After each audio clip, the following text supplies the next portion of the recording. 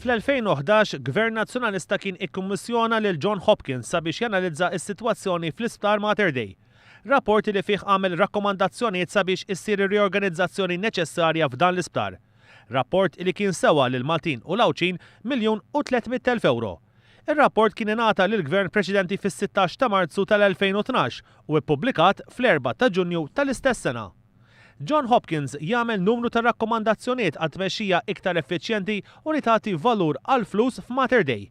Ir-rapport jitkellem dwar kif għandha tiġi żviluppata missjoni għal Mater Dei li tinkorpora fiha strateġija nazzjonali għal sistema ta' kura tas-saħħa.